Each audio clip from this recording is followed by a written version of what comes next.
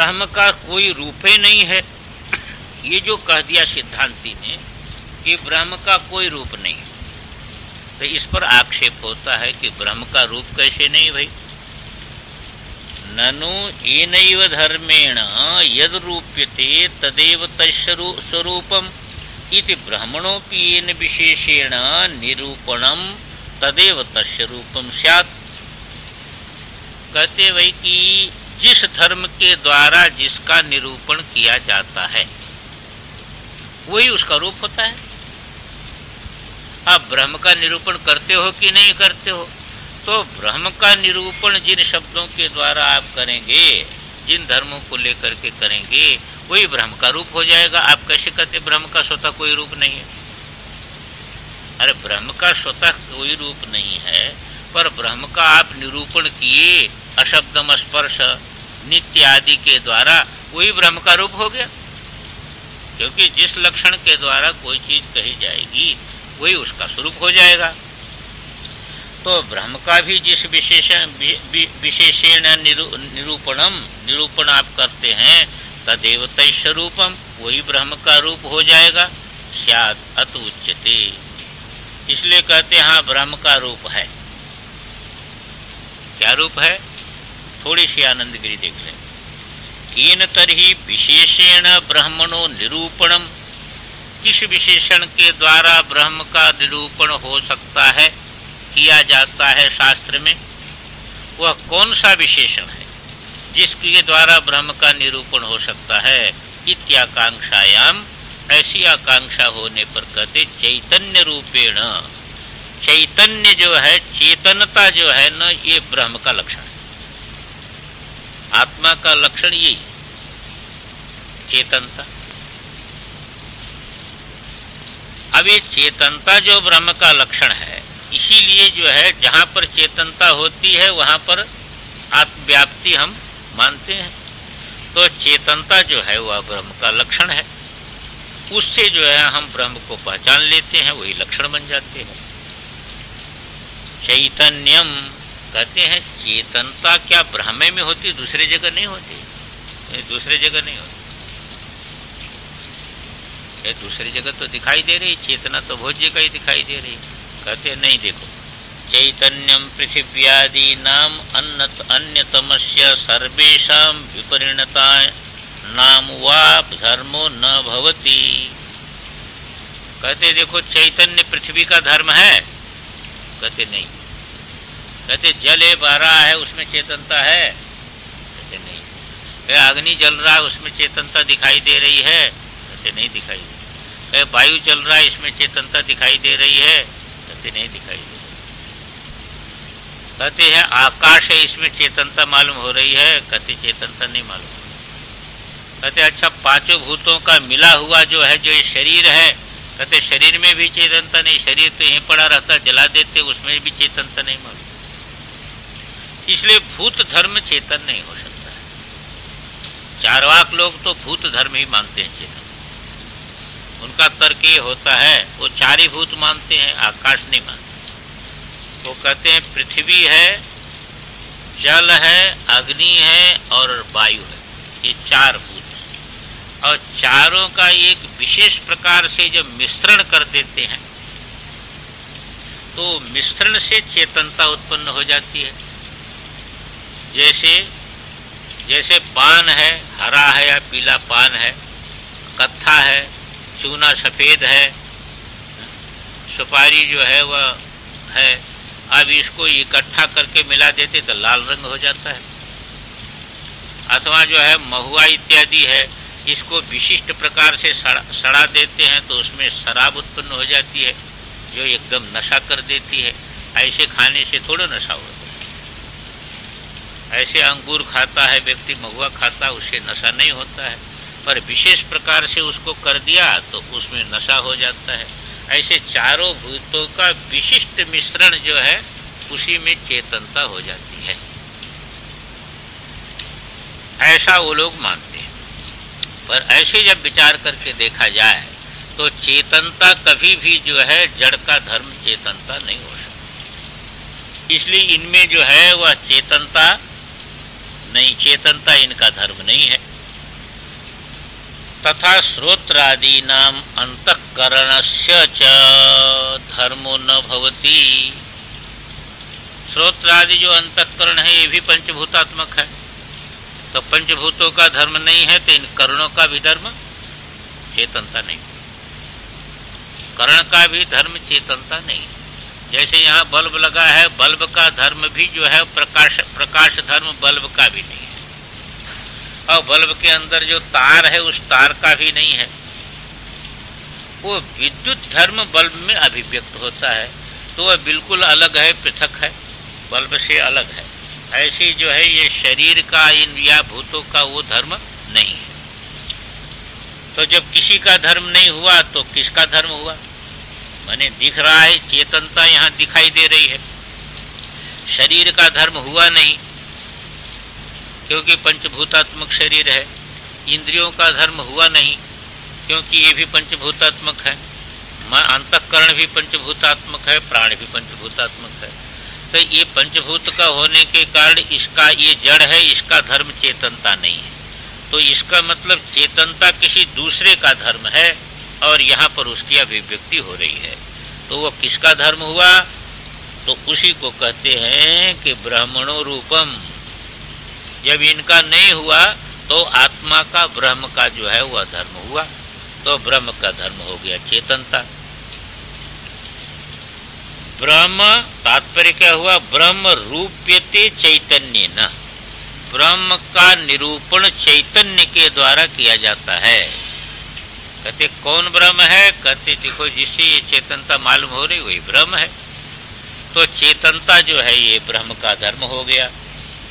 थोड़ा सा हम लोग आनंदगिरी ले लेंगे तो अच्छा रहेगा।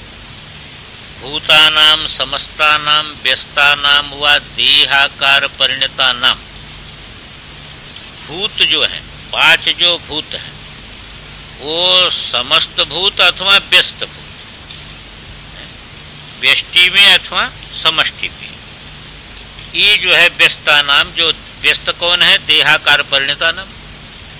अरे व्यष्टि में क्या है कि वही शरीर के आकार में परिणत हो गए हैं पंचभूत, और समस्त में जो है वह व्यापक है। तो इस प्रकार समष्टि व्यष्टि में इनका धर्म चैतन्यम धर्मो न भवति। कहते चैतन्य इनका धर्म क्यों नहीं हो सकता है?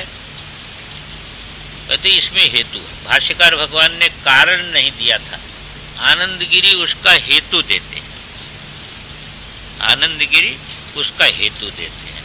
वही अनुपलम्भात, जैसे शब्द स्पर्श रूप रसगंध बाहर मालूम होते हैं, ऐसे चैतन्य बाहर नहीं मालूम होता। चैतन्य क्योंकि बाहर मालूम हो तो फिर जो है वह किसके द्वारा वह प्रकाशित होगा? वह इनके समान ग्रहित हो जाएगा, इनके समान ग्रहित हो जाएगा, और जिससे ग्रहित होगा वही चेतन होगा। इसी बात को कहते हैं कि चैतन्यम जो है धर्मो न भवति, क्यों? वही अनुपलम्भात तद्धर्मत्वे। यदि इन भूतों का धर्म चैतन्य को आपको भूतों का धर्म आप मान लेंगे तो रूपादिवत तत् साधकत्व अभावात, अभाव प्रसंगाच, तो रूपादि के समान हो जाएगा है। तो रूपादि ग्रहण का साधक नहीं बनेगा चैतन्य, रूपादि के समान हो गया ना। तो रूपादि का के समान जब हो गया तो रूपादि ग्रहण का साधक वो नहीं बन सकता है, क्योंकि वह रूपादि हो गया। इसलिए जो है चैतन्य जो है इनका धर्म नहीं हो सकता है। तो एक आद्या साधकत्व अभाव प्रसंगाच तथा श्रोत्रादि नाम अपनी भौतिकत्वा अविशेषात, और श्रोत्रादि जो इंद्रियां हैं हमारे पास वो भी भूत की बनी हुई हैं, तो वो भी भौतिक है, इसलिए चैतन्यम धर्मो न भवति। चैतन्य जो है उनका धर्म नहीं हो सकता है। पारिशेष्यात् स्वतंत्र चैतन्यम ब्रह्मणो रूपम। इसलिए परिशेष बचा अब कौन? पंचभूतों को हटा दीजिए और पंचभूतों का बना हुआ शरीर इंद्रिय इत्यादि को अलग कर दीजिए, तो बाकी क्या बचा? अब बाकी तो आत्मा में बचा और दूसरा तो बचा नहीं। परिशेष किसको कहते जानते हैं? प्रसक्त प्रतिषेधी। अन्यत्र अप्रसंगात शिष्यमाणे शिष्यमाणो संप्रत्यय, शिष्यमाण जो संप्रत्यय है उसी का नाम प्रसंग है, तो पारिशेष उसी का नाम है। तो यहाँ पर क्या किया कि हमने निषेध कर दिया किसका, भूत जो थे, ये पंचभूतात्मक जो शरीर है इसका धर्म चैतन्य नहीं हुआ, इंद्रियों का धर्म भी चैतन्य नहीं हुआ, तब अब शेष कौन बचा, शेष बचा आत्मा, शेष बचा आत्मा। तो आत्मा का धर्म चैतन्य होगा, इनका धर्म चैतन्य नहीं हुआ तो आत्मा का धर्म चैतन्य होगा। इसी को परिशेष कहते हैं। पारिशेषात स्वतंत्र चैतन्यम ब्रह्मणो रूपम, स्वतंत्र जो चैतन्य है वही, स्वतंत्र चैतन्य जो है यही ब्रह्म का रूप है। इसीलिए कह दिया कि दो प्रकार का, एक परतंत्र चैतन्य है, जो बल्ब आदि के माध्यम से जो प्रकाश हो रहा है वह परतंत्र है, और विद्युतगत जो प्रकाश है वह स्वतंत्र है। तो इसी प्रकार आत्मा में जो है वह स्वतंत्र चैतन्य है, और बुद्धि इत्यादि के माध्यम से एक प्रतिफलित चैतन्य होता है। तो प्रतिफलित चैतन्य जो है वह यद्यपि वो भी आत्मा से ही होता है, पर वह बुद्धि इत्यादि के माध्यम से होता है, और स्वरूप भूत चैतन्य जो है वह ब्रह्म का स्वरूप हो गया। हम मूल में देखेंगे, तथा च उक्तम, यही बात कही गई है, विज्ञानमानंदम ब्रह्म। कहते ब्रह्म का क्या लक्षण है, कहते आनंद स्वरूप चैतन्य स्वरूप ब्रह्म है। तो आनंद चैतन्य जो है, अस्वतंत्र अपरतंत्र जो है, स्वतंत्र आनंद चैतन्य जो है ये ब्रह्म का रूप है। विज्ञान घन एव, वो विज्ञान घन है, घनीभूत विज्ञान है। सत्यम ज्ञानम अनंतम ब्रह्म, वो सत्य स्वरूप है, ज्ञान स्वरूप है, अनंत स्वरूप है ब्रह्म। प्रज्ञानम ब्रह्म, तो सर्वत्र जो है वह चैतन्य जो है वह ब्रह्म का लक्षण चैतन्य बताया। इति च ब्रह्मणो रूपम निर्दिष्टम श्रुतिषु, श्रुति में जो है ब्रह्म का रूप इस प्रकार निर्दिष्ट हुआ। अब कहते सत्यम एवं तथापि तद अंतःकरण देहेन्द्रियोपाधि द्वारेणैव विज्ञानादि शब्दैर निर्दिश्यते।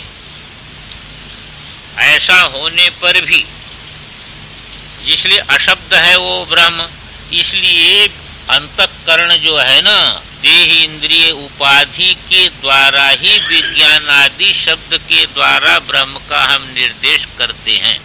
स्वतः ब्रह्म जो है किसी शब्द के द्वारा निर्दिष्ट नहीं हो सकता है,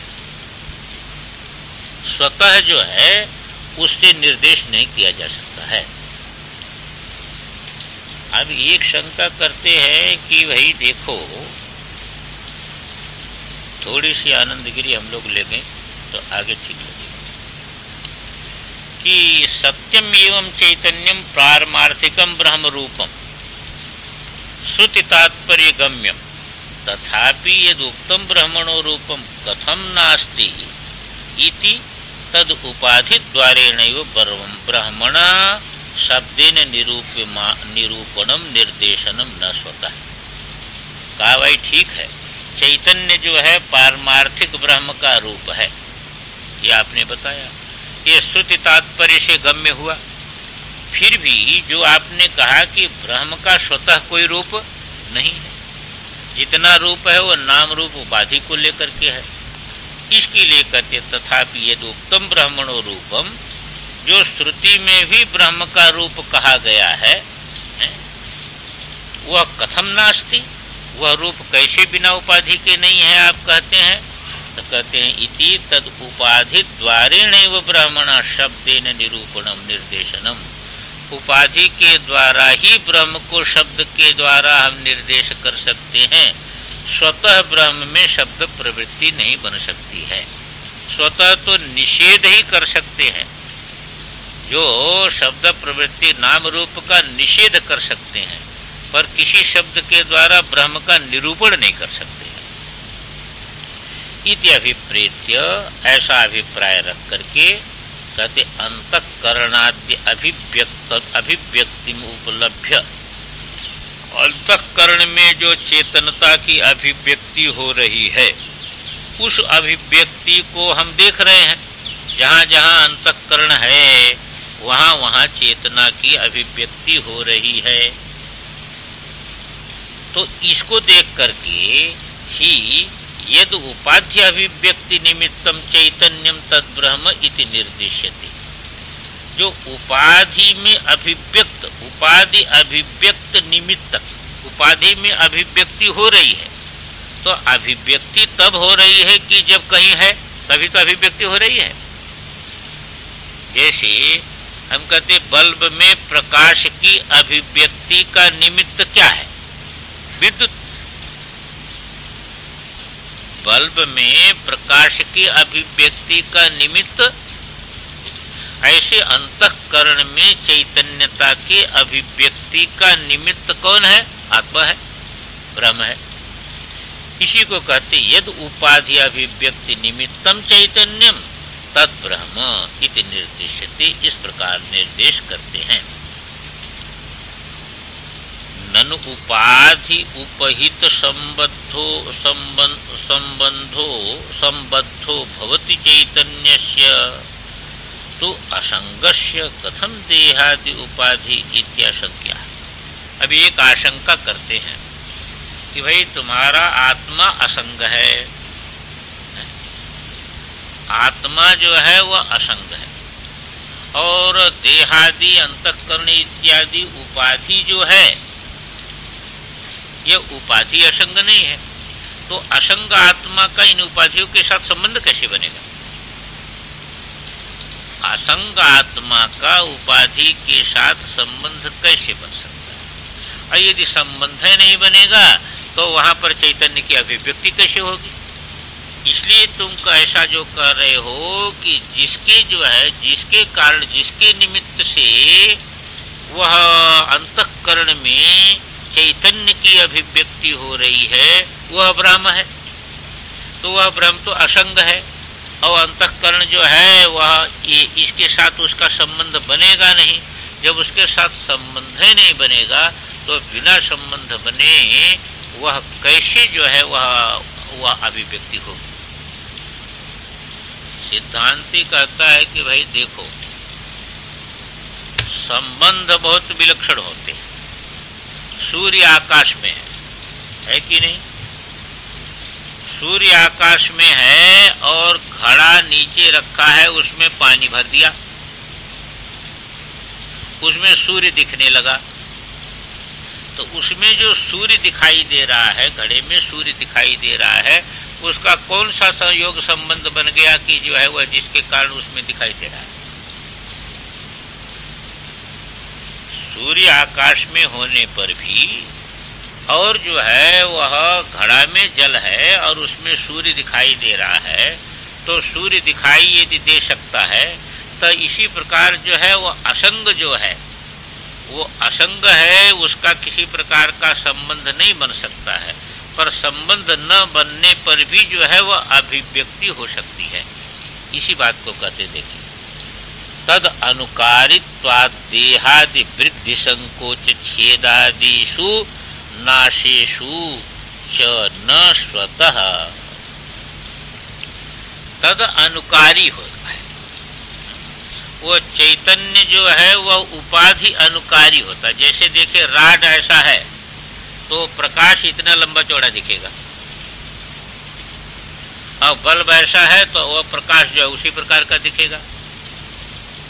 और जो है वह यदि बल्ब लाल है तो प्रकाश लाल दिखेगा, और बल्ब पीला है तो प्रकाश पीला दिखेगा। पर ये आकृति का, ये लाल पीले का प्रकाश के साथ कोई संबंध नहीं।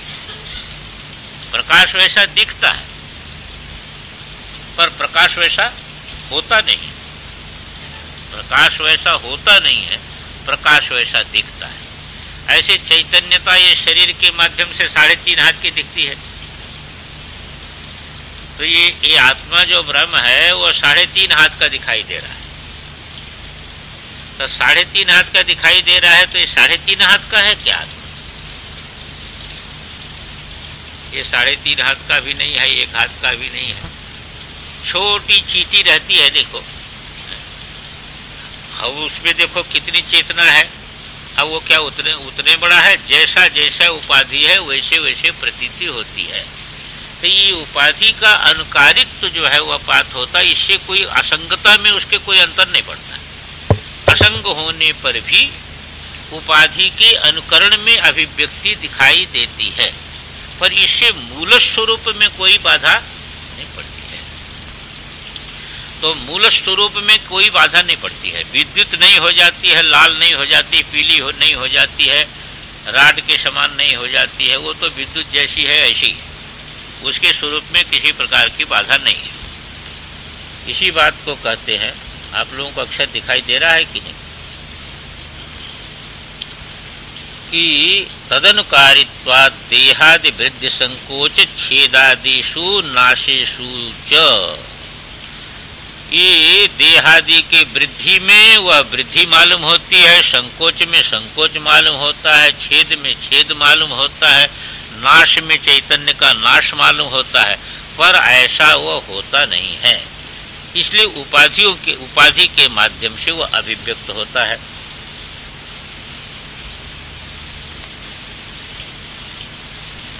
थोड़ा सा आनंद गिरी ले लें हम लोग।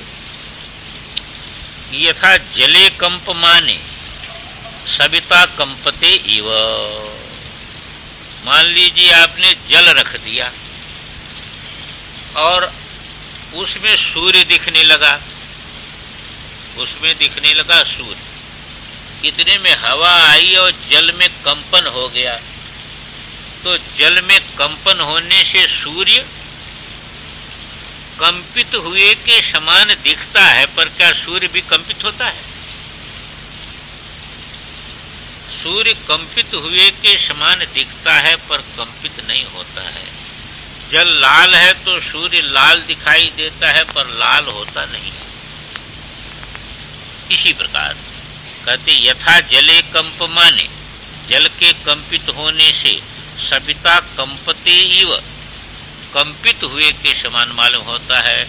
भिद्यमाने भिद्यते इव, जल का भेदन हो तो माने सूर्य टूट रहा है, सूर्य टूटता हुआ मालूम होता है।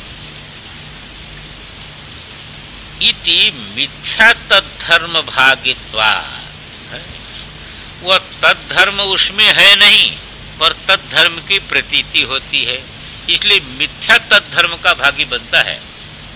सूर्य जो है वह झूठे तद्धर्म का भागी बनता है, वास्तविक में तद्धर्म वाला नहीं होता है। ऐसे आत्मा झूठे जो है वह शरीर धर्म वाला मालूम होने लगता है, अंतःकरण धर्म वाला मालूम होने लगता है।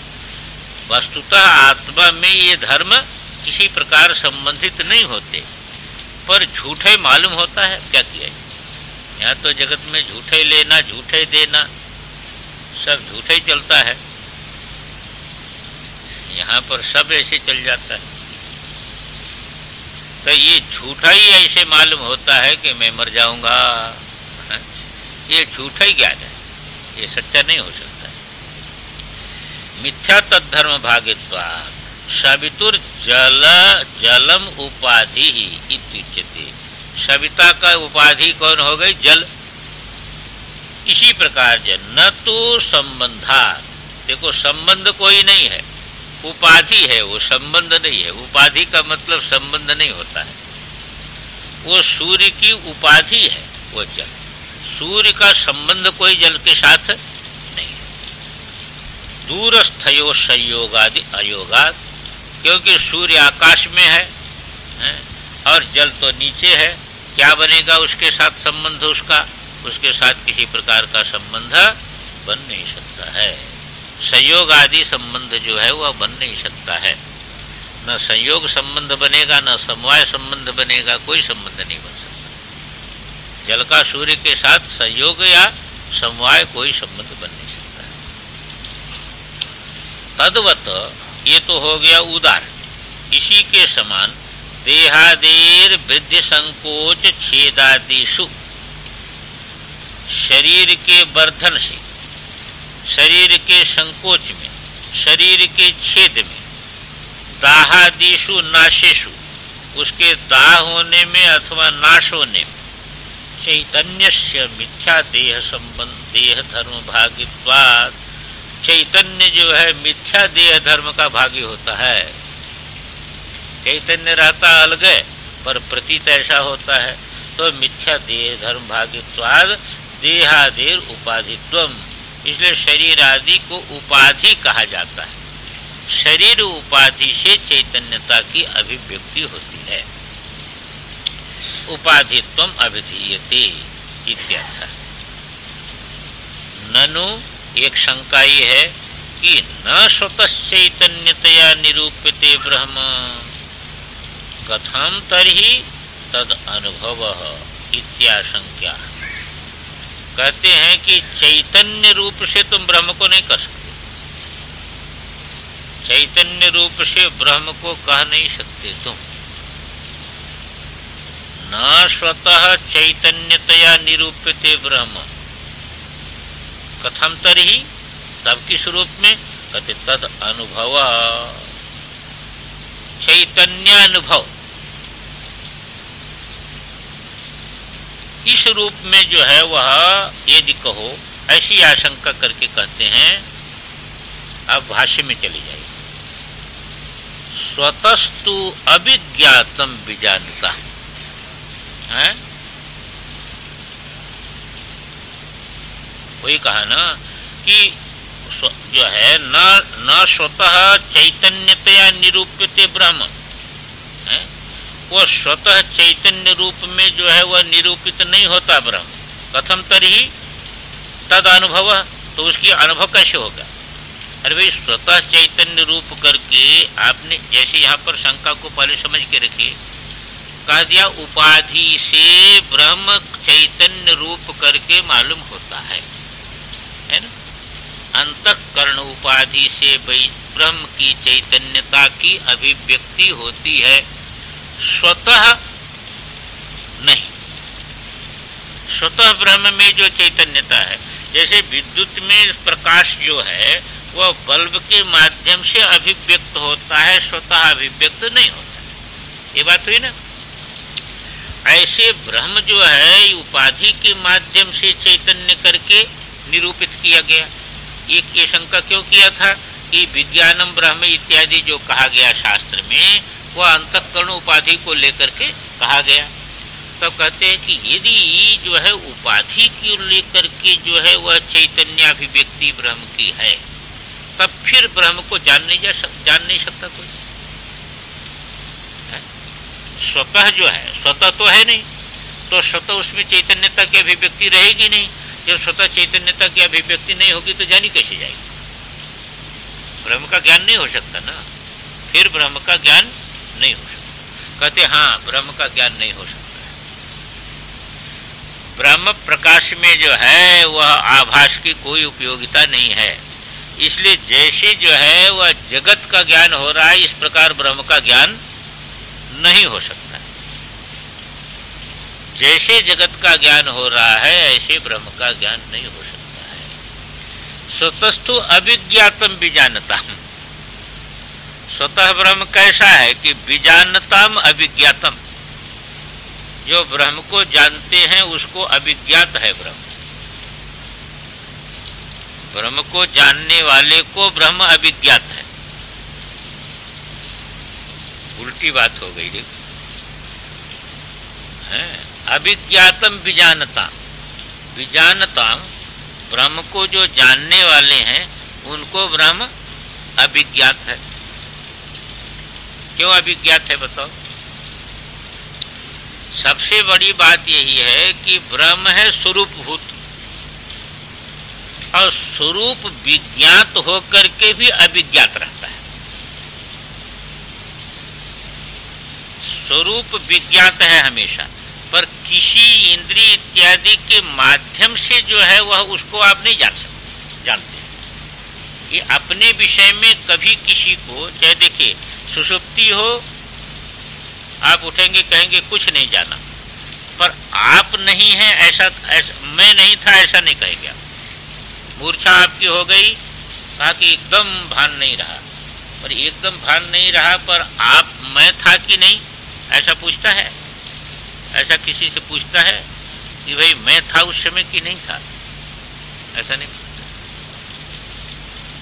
तो मैं का जो ये मैं जो ज्ञात, ये जो मैं है वह वस्तुतः अविज्ञात है। वह इंद्रिय इत्यादि का विषय न बनने से वह विज्ञात होते हुए भी अविज्ञात कहा जाता है। इसलिए कहा कि वो विजानताम अविज्ञातम, क्योंकि वह जो है जो वो प्रतिफलित चैतन्य जो है, जो विशिष्ट चैतन्य है, उसका विषय आप नहीं बना सकते। उसका स्वरूप है ना, उसका भी स्वरूप है, इसलिए उसका विषय तो बनेगा नहीं, उसका विषय बनेगा नहीं। और जानना हम उसको कहते हैं कि जो इस प्रतिफलन का विषय बने, चैतन्य का, विशिष्ट चैतन्य का विषय बने, ऐसा तो जाने नहीं जाएगा। इसलिए विजानताम अभिज्ञातम, अभिज्ञातम विजानताम, विज्ञातम अभिजानताम। आप कहते हैं कि देखो विजानताम अभिज्ञातम और अभिजानताम विज्ञातम। जो नहीं जानता है, न जानने वाले को वो ब्रह्म को जानता है। वो कैसे जानता है? वो ये जानता है कि भाई देखो ये जो है इंद्रिय मन इत्यादि के माध्यम से जो चीज जानी जाएगी वह चीज स्व से भिन्न होगी, इदम होगी। वैज्ञानिक लोग लेबोरेटरी में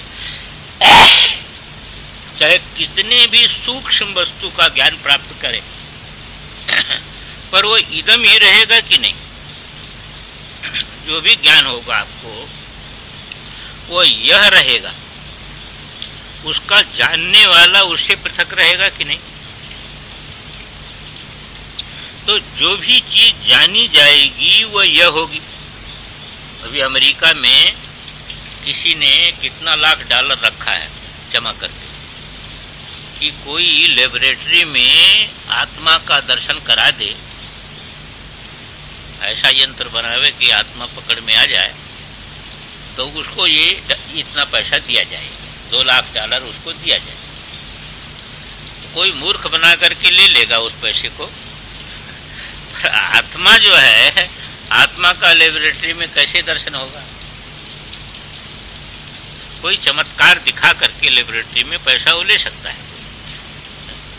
शरीर से पृथक कोई चमत्कार शरीर से निकालेगा, वो शरीर को यहाँ रखेगा, यहाँ से कोई शक्ति निकालेगा और निकाल करके लेबोरेटरी में जो है उसका कंपन इत्यादि का जो है एक्सरे आदि में आ जाएगा, तो कहेगा कि देखो शरीर से भिन्न करके हमने आत्मा को दिखा दिया, और वो दिखा करके वो पैसा ले सकता है।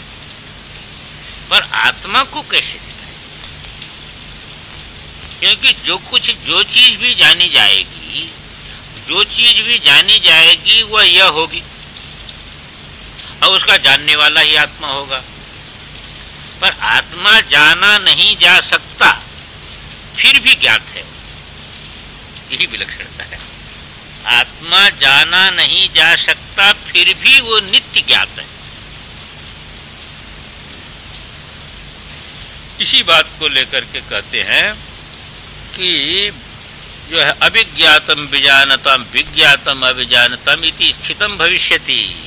ये आगे जो है ये चीज स्पष्ट हो जाएगी। यदस्य ब्राह्मणो रूपम इति पूर्वेण संबंध।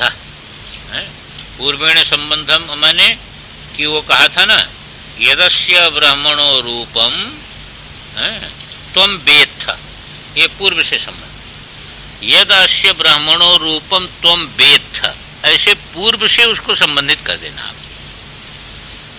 तो यदस्य ब्राह्मणो रूपम इति पूर्वेण संबंध, न केवलम अध्यात्मोपाधि परिच्छिन्नस्य अस्य ब्राह्मणो रूपम त्वम अल्पम वेत्थ। केवल जो अध्यात्मोपाधि परिच्छिन्न जो ब्रह्म का ये रूप है, ये जो तुम जानते हो वह अल्प है, ऐसी बात नहीं, बल्कि यद्यपि अधिदैवतोपाधि परिच्छिन्नस्य अस्य ब्रह्मणो रूपम देवेषु वेत्थ त्वं तदपि नूनम दहरमेव वेत्थ इति मन्येऽहम्। जैसे क्या है कि इसको आप कहो कि ये मान लो अल्प रूप है, ब्रह्म का ये अध्यात्म परिच्छिन्न रूप जो मालूम हो रहा है वह तो अल्प हो सकता है, पर जिसकी मैं उपासना कर रहा हूँ ऐसी जो देवता का रूप है वह देवता का रूप तो अल्प नहीं होगा।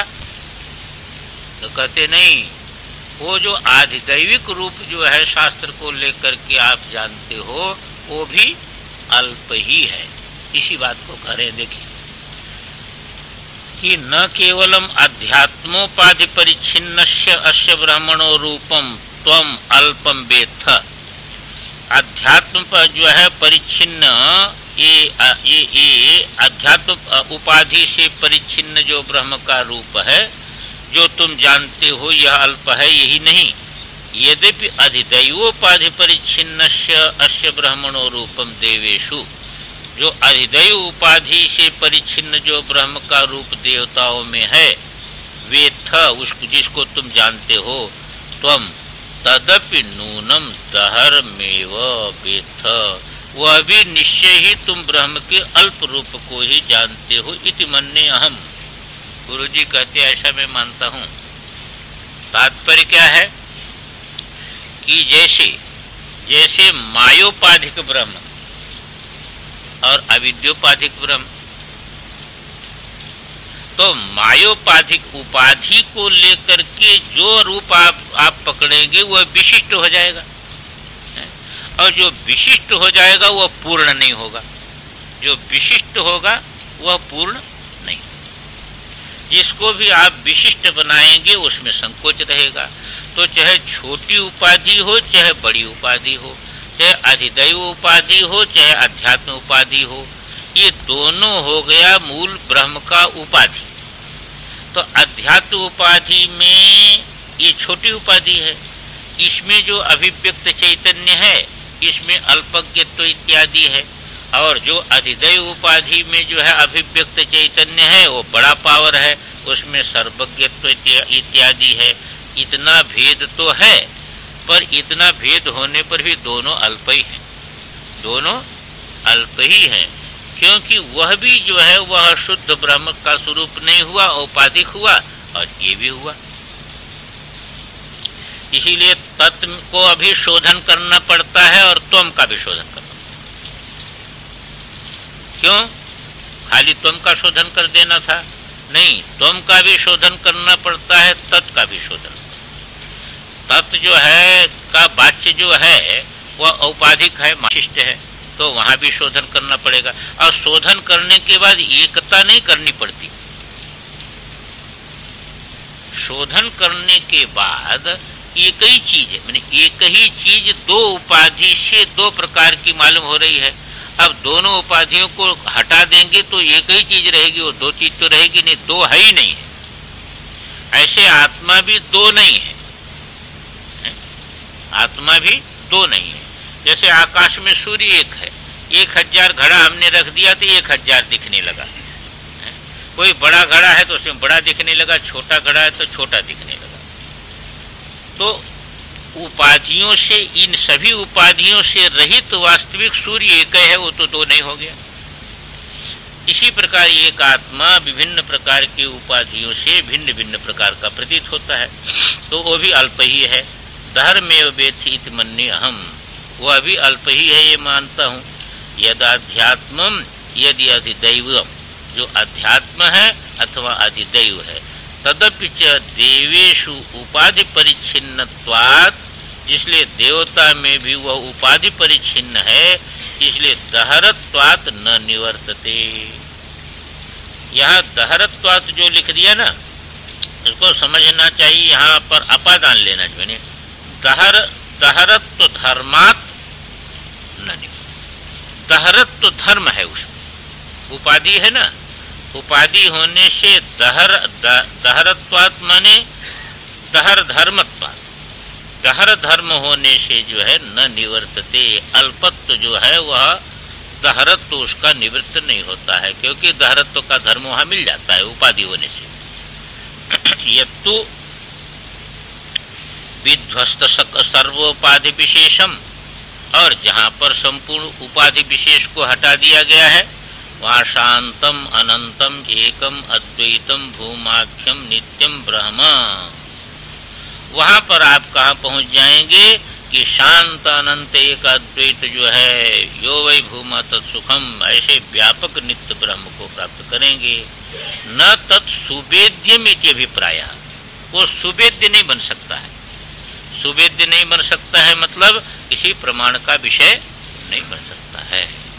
प्रमाता प्रमाण प्रमेय त्रिपुटी के द्वारा उसका ज्ञान हो नहीं सकता है।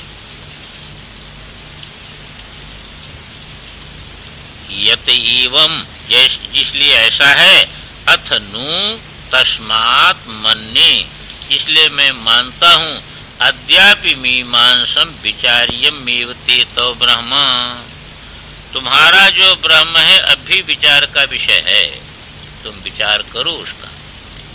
एवं आचार्योक्त शिष्य, इस प्रकार आचार्य के द्वारा कहा गया जो शिष्य है वह एकांते उपविष्ट एकांत में जो है बैठ करके समाहित सन, समाहित चित्त होकर के यथोक्तम आचार्येण आगमम अर्थतो विचार्य, जैसा आचार्य ने कहा था आगम को कि अन्य देव तद विदिता तथवा विदिता दधि, इसको अर्थ पूर्वक विचार किया और तर्कतस्य निर्धार्य, तर्क से उसका निर्धारण किया, मने मनन किया, और स्वानुभवम कृत्वा, अपने अनुभव के साथ उसका मिलाप कर लिया।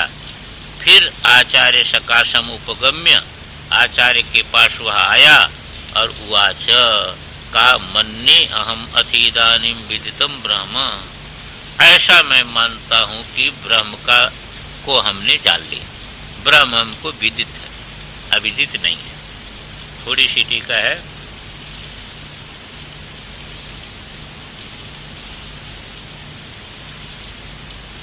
वेद्यत्वे नहीं, बीच में है, अभिषेतयैव विषयानुपरक्त चित स्फुरणम ब्रह्मानुभव। उसने शंका किया था ना, है कि जब स्वतः चैतन्यतया न निरूप्यते ब्रह्म तो उसका अनुभव कैसे होगा, ये पूर्व पक्षी का शंका था। तो कहते अभिषेतयैव ब्रह्मानुभव, ब्रह्म का अनुभव विषय पूर्वक नहीं होगा, अविषय पूर्वक। कैसे होगा? विषयानुपरक्त चित्त स्फुरणम, विषय में जो माने इसी को भाष्यकार भगवान कहते आत्मनस तत्प्रकाशत्वम यत् पदार्थावभाषणम, आत्मा का प्रकाश क्या है, चैतन्यता क्या है, जो पदार्थों का अवभाषण हो रहा है। पदार्थ के समान वह नहीं मालूम होगा, पर पदार्थ का अवभाषण हो रहा है, यही आत्म प्रकाश है। देखो अपने मंडलेश्वर जी थे, वहां के वो साधना सदन वाले बता रहे थे कि कहीं गए थे गुजरात, तो वहां एक सभा थी, इनको बना दिया अध्यक्ष।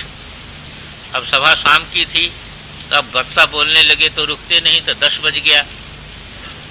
अब 10 बज गया, अध्यक्ष तो सबके अंत में बोलता है, तो अब सब लोग उठ करके जाने लगे। तो इन्होंने सोचा सब चले जाएंगे, अब हम किसको सुनाएंगे अध्यक्ष ही भाषण। इन्होंने कहा हाँ भाई जाने वाले जल्दी चले जाओ, क्योंकि हमको बोलना नहीं है, प्रवचन नहीं करना है, ब्रह्म का दर्शन कराना है। हमको प्रवचन नहीं करना है ब्रह्म के विषय में, ब्रह्म का दर्शन कराना है, इसलिए जाने वाले जल्दी चले जाए। तो सब लौट के आगे बैठ गए। अब ब्रह्म का दर्शन कराना है। इन्होंने क्या किया है कि एक साफी ऐसे उठा ली, कहा आपको क्या दिखाई दे रहा है? कहा साफी दिखाई दे रही। कहा और कुछ दिखाई दे रहा है? कहा नहीं और कुछ नहीं दिखाई दे रहा है। कहा केवल साफी दिखाई दे रही है? कहा केवल साफी दिखाई दे रही है। कहा नहीं और कुछ भी दिखाई दे रहा है? कहा आपका हाथ दिखाई दे रहा है? कहा नहीं और कुछ भी दिखाई दे रहा है। लोग कहे और कुछ तो नहीं दिखाई दे रहा है। कहा अच्छा प्रकाश देखे बिना आप आपको साफी दिखाई दे रही है? प्रकाश को देखे बिना आप साफी देख सकते हैं?